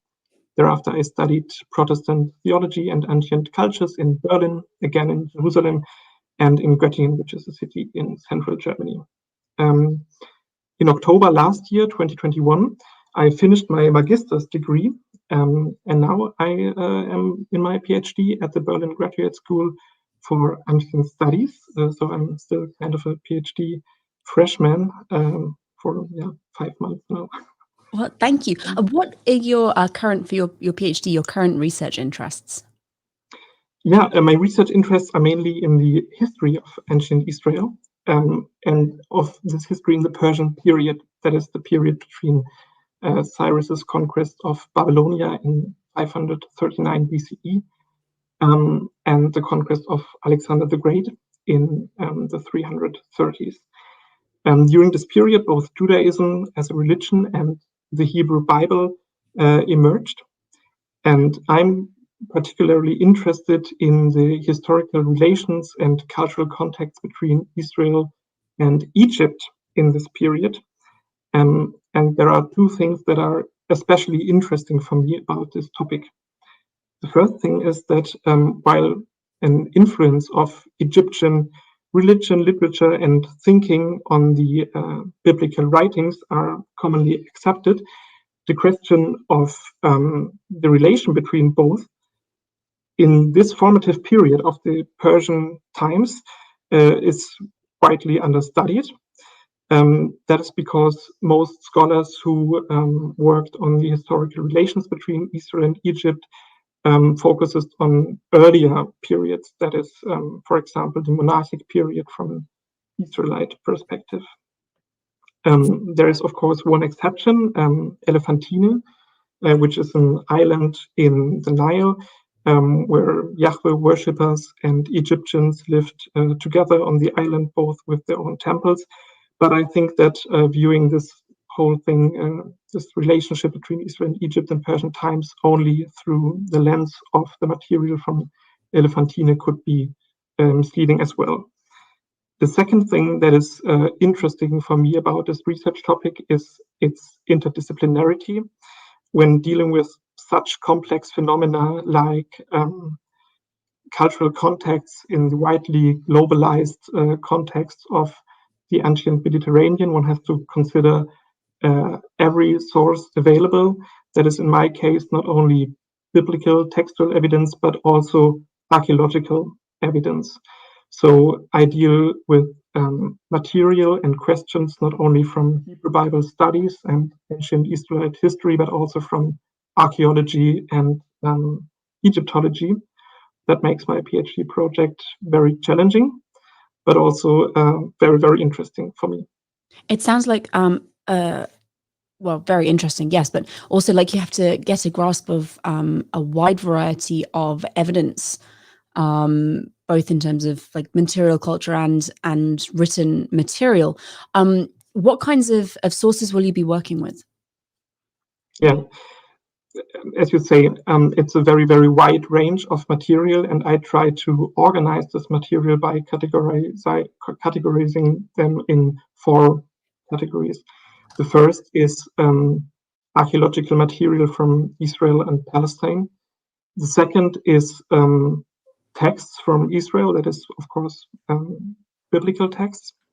The third category is archaeological material from Egypt, and the fourth would be texts from Egypt. And Of course, it's not possible to study all of the sources in great detail, but my work is, I try to do like a synthesis of contributions made in all this field, and to draw conclusions from these contributions for the history of ancient Israel. Thank you. What then are your summer plans, and how will HAPS funding help you with those? Yeah, as I mentioned, one of the main challenges for me is the interdisciplinarity of my project, and my main strategy in dealing with this challenge is to try to get in contact with as many scholars from different fields as possible. And during the summer, I will have the possibility to do that on 2 stations. The first is an excavation at Tel Kesan, which is a beautiful tell near Akko in Israel. This excavation will be led by Gunnar Lehmann, who's an archaeologist from Beersheba University in Israel, and who happens to be my co-supervisor of my PhD project. And I hope that during the excavation at Tel Kesan, I have the possibility to discuss my thoughts and idea that I had during the last several months working on the material culture of Palestine with Gunnar Lehmann as an archaeologist. And thereafter, I will hopefully have the possibility to attend Harvard Graduate School for Arts and Science as visiting fellow during the fall term as an exchange student here from Berlin. And in Harvard, I will have the possibility to study biblical texts with Julia Ryder, who is a specialist at the Department for Near Eastern Languages and Civilizations at Harvard. And all of this, I think, will be very, very helpful for me by doing my research, but of course it will be very, very expensive. So yeah, I am grateful for all the financial help I could get for doing this. That sounds like a very valuable experiences, both of them. When you are looking specifically at the Hebrew Bible, are you going to be restricting yourself to specific books or passages, or will you be looking at it as a whole? No, I think it's very important when considering the Hebrew Bible as a source for the Persian period to distinguish between, on the one hand, books that play in Persian times but were not necessarily written in Persian times, and on the other hand, books that do not mention its historical context in the Persian period but were probably written in the Persian period. In the first category, for me, falls, for example, the books of Ezra and Nehemiah. I think they don't, they were not written in the Persian period, but they were younger texts. But I think if there is only one source that most scholars would agree that this source was written in Persian times, this will be the priestly source. And fortunately, this priestly source deals with Egypt on several stages. For example, in Genesis 10, the so-called Table of Nations, but also in the Exodus narrative, of course, and even in an indirectly way in the tabernacle texts in Exodus 25 to 31, at least I'm convinced. So. What do we know about the relationship between Egypt and the Israelites during the Persian period? Not very much, to be honest. I think Elephantini was a kind of very unique case, and we can see very close cultural contacts at this island. But as mentioned earlier, I think that this was not necessarily the case on a broader level. For example, if you focus only on the material evidence from Israel-Palestine, you can hardly see any indication for close contacts there. For example, you don't see much important ceramic vessels from Egypt. Today, I tried to find some Egyptian amulets from the Persian period in Palestine, and that is very hard as well. So I think if you only focus on this category of evidence, totally other picture emerges than when focusing only on material from Elephantini. And I think in the end, it will be all about bringing this different views into a dialogue, and see what we can draw conclusions from there. Yeah. And you've said that looking at this period is something new for scholarship. Why do you think it is that it hasn't really been addressed before now?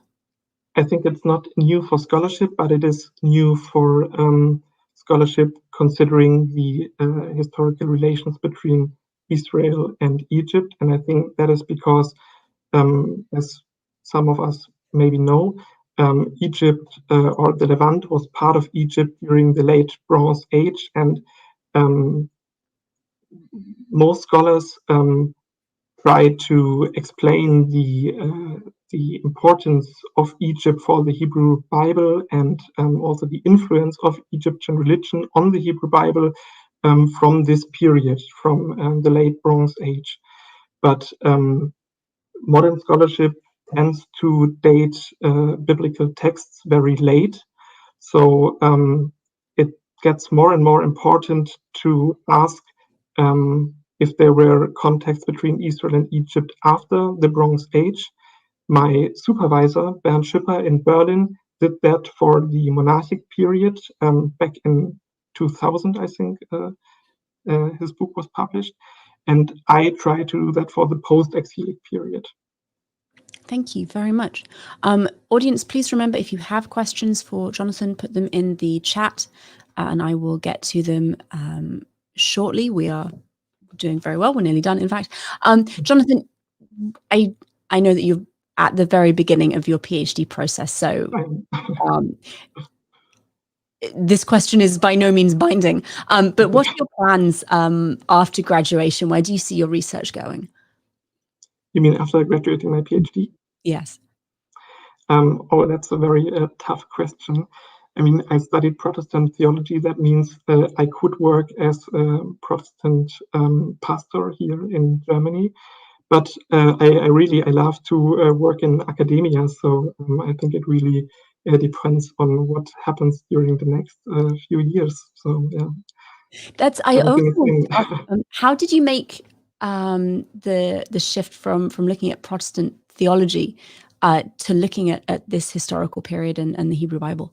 Yeah, interesting question.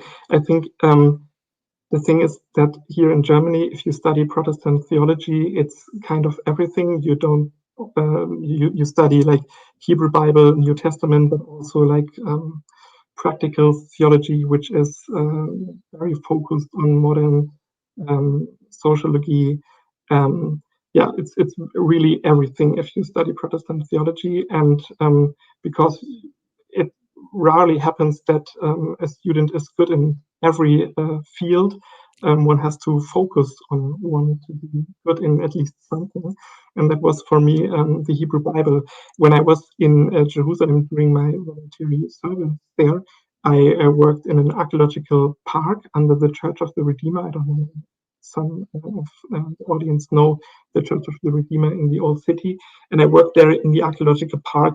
And for me, I think that was the starting point for my interest in ancient Israelite history and also in the Old Testament. Yeah, and it happened that this was my focus during my studies. Thank you. We have one audience question before we wrap up and let you go. Andrew wants to know, what do you anticipate we might discover about the nature of Israel-Egypt relations in the Persian area?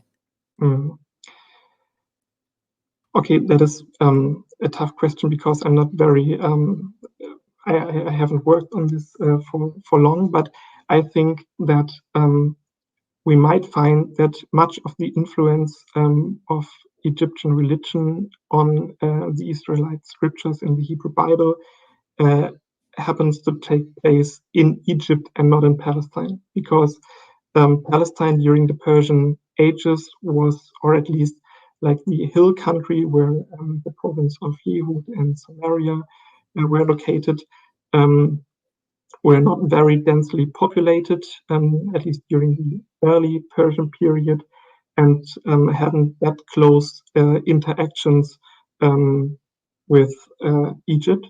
So if you want to find a context for this interaction, it might not be in Palestine. Wonderful. Thank you. That's an excellent answer, especially considering you've not really dove into the material yet. You're still at the very beginning of your academic career. So I thank you for being willing to give an answer, even if it's not entirely comfortable yet. I do not have any more questions for you. Is there anything that you would like to add before we let you go? Just this, thanks a lot for having me and giving me the opportunity to present my PhD project here. Thanks a lot. It's been a pleasure. Thank you very much. And I will be in touch by the end of the month to let you know the next steps. Cool. Thanks. Thank you, Jonathan. Bye, everyone. Bye. Bye. That was Jonathan working on the Hebrew Bible in the Persian period and looking at the interactions between Israel and Egypt. Let me see, we have our next person up. Final interview starts at 3:30. So please, everybody, go get a drink of water or coffee or tea or whatever it is that you are drinking currently. And we will be back at 3:30 for our final interview.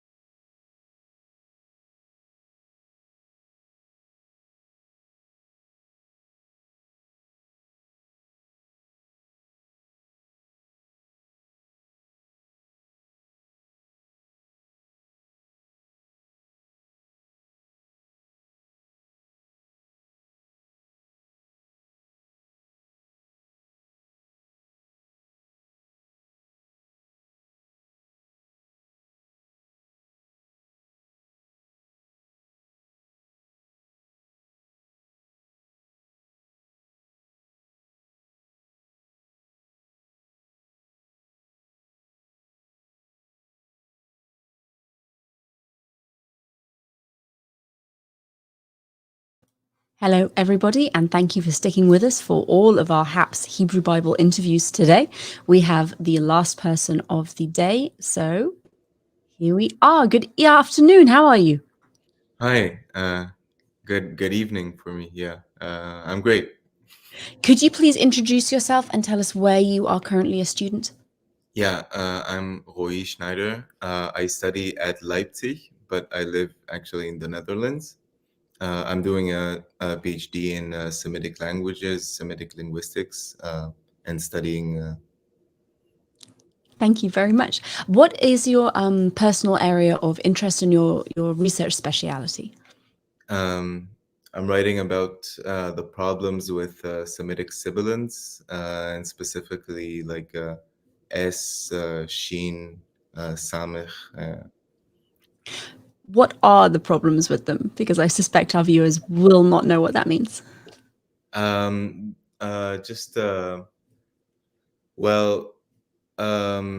If you look at the different languages, you can see that a certain word, for example, the word for garlic in Hebrew and Aramaic and Arabic, it's basically the same word, but the first sound is a bit different. Like in Hebrew, it's shum. In Aramaic, it's tuma, and in Arabic, thum. So are you looking at why these are different? Just this is a basic introduction to how much sibilants are a little bit complicated in their distribution among the languages. There are like in linguistics, we reconstruct 9 different sibilant phonemes for Proto-Semitic. So that means a lot of S's had to be in the proto language of all these living languages like Hebrew, Arabic, Aramaic, Amharic, and many others, Akkadian and Ugaritic. There are no speakers, but the texts. So how do you go about looking at this information when that you're looking at languages that are no longer living and possibly at languages that you don't have documentation for? Yeah, definitely there are languages that we don't have documentation for. There are many languages that we have very little documentation of. for example, old South Arabian languages. There's Sabaic, and a number of other languages, but they're not very well understood or studied. Like they're not very well tested either. Or there's also modern South Arabian languages which are living, but all endangered in some different level. Like Mehri, I think, has a few 100,000 speakers, but Hobiot has maybe a few dozens or even less. Yeah.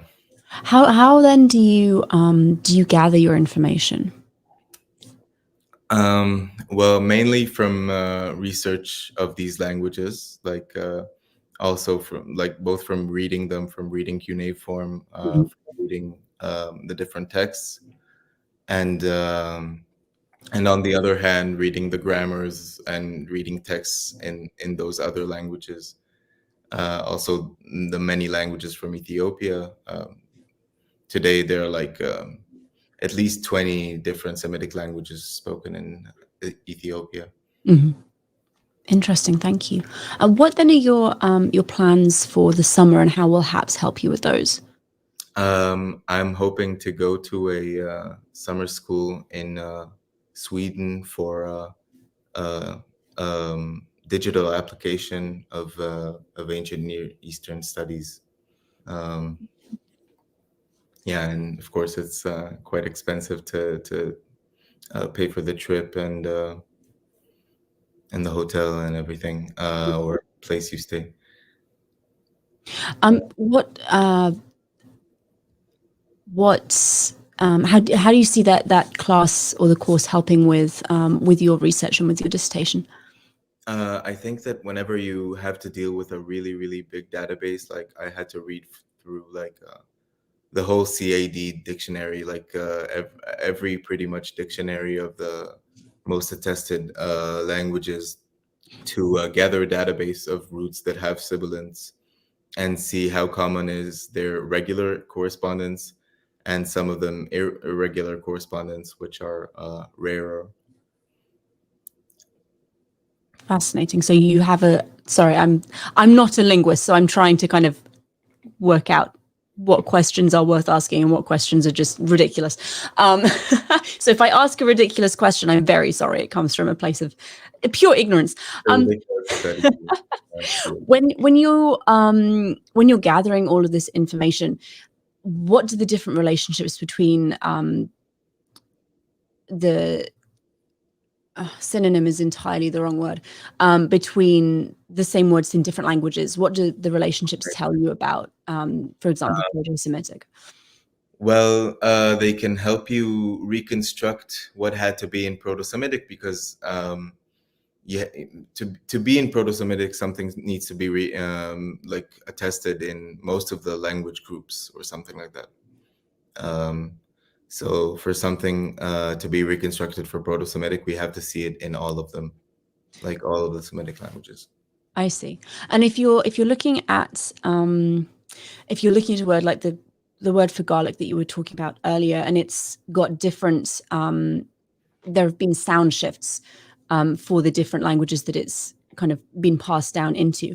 How then do you use those shifts to determine, or can you determine, what the word would have originally been in Proto-Semitic? You can reconstruct it, but that's I think it's also really important to understand the living languages today. I think it's also very important to understand how languages develop. Like, that's the part I like of it. Like, the old things and the new things are pretty much the same. Like, the language has not become more complicated today than it was thousands of years ago. I just think finding the connections like between different people, between different cultures, is really really important. Mm-hmm. Why or how did you get involved in ancient linguistics? Well, I'm from Israel, and Hebrew is my native language. Like, I'm a native speaker of modern Hebrew. And I also studied Arabic in high school and later in university. And like I've studied also other languages from, like, when you live in Israel, you encounter Amharic also, like somewhere around you. And So it was just like a natural progression given your own exposure to the languages around you in daily life. maybe, I don't know, but like I just really liked it. That is a perfect answer. I do not have any more questions, and it does not look like we have any from our audience. Do you have anything that you would like to add before I let you go and get on with your evening? Just that I've been watching the channel and really enjoying it. Thank you. And, yeah. Well, it was lovely to meet you, and thank you so much for telling us about your research. I'm, again, sorry if my questions were a little odd, but I appreciate you humoring me and answering them nonetheless. And I will be in touch. Oh, hang on, we do have a question. Ha! There we go. So how do you foresee an increased knowledge of Semitic language relationships affecting our understanding of the Hebrew Bible? Thank you, Andrew. And that's a good question. I think it happens all the time. Especially it happened a lot with Ugaritic. When Ugaritic was discovered and deciphered, like around, I think, the 30s or 40s of the 20th century. It resembled biblical Hebrew very, very much. And then later, the more we understood Ugaritic, the more we found very, very similar patterns from between it and biblical Hebrew. And there's an interesting phenomenon that what you see rare in biblical Hebrew, like only in poetry, could be quite common in Ugaritic, and vice versa. Mm-hmm. Like, for example, in Hebrew, the word for to do is asa regularly, but the ancient word for in poetic context, it's pa'al. So so that's like Ugaritic and Phoenician also. So or there are Ugaritic words who explain that to us certain biblical verses, like there's a biblical verse Od chazon lamoed veyafech laketz, I think, and yafech there just doesn't make sense in the traditional way most of the Bible commentators wrote about it, but from finding it in Ugaritic, we know that the word means witness, and it makes a little bit more sense, I think. So Thank yeah, you. I think it happens all the time. That's really, really helpful, and it's a good example as well of how a better understanding of related languages can help you get nuance maybe out of something that didn't make a lot of sense beforehand. Yeah. Well, I will let you get on with your evening. Thank you again for joining us, and I will email before the end of the month to let you know the next steps. Thank you. Thank you again. Okay, that was really looking at linguistics and the relationship between different sibilants in Semitic languages, living and dead, to better understand all of them, and Proto-Semitic. So again, sorry, everyone, my questions for that were not on par. I am not terribly familiar with linguistics, but it sounds very interesting. And I look forward to hearing more about it if he is successful in his application, perhaps. That is everything we have today. Thank you all for your time. Thank you for popping in and out as our interviews progress through the day. If you have not donated to HAPS and you would like to, again, the donation information is running along the bottom of your screens. If you are unfamiliar with what HAPS is, then you can go to hapsfund.com and read all about who we are and what we do. Very simply, we spread knowledge and we provide grant money for students in this case, PhD students looking for summer research money.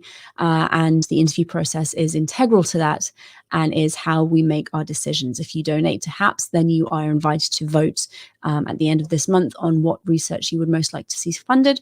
So you get a direct say in the process and in who gets the $2,000 grant money. We have 3 grants of $2,000 available this year. I'm hoping we might be able to make it up to $4,000 by the end of the interview process, but I will keep you all up to date as to how that progresses. I don't have anything else to tell you except that if you come back next Saturday, sorry, I'm just getting the date, May 21st, we will be looking at Egyptology. We will be hearing from our Egyptological candidates. We have 3 in the morning starting at 10 a.m. and then we have 2 in the afternoon starting at 12 noon. That is Eastern Daylight Time. And Sarah Moore will be interviewing them, but I will be in the background running the stream. So I will see you all then. Please join us if you can. And I hope you have a wonderful evening.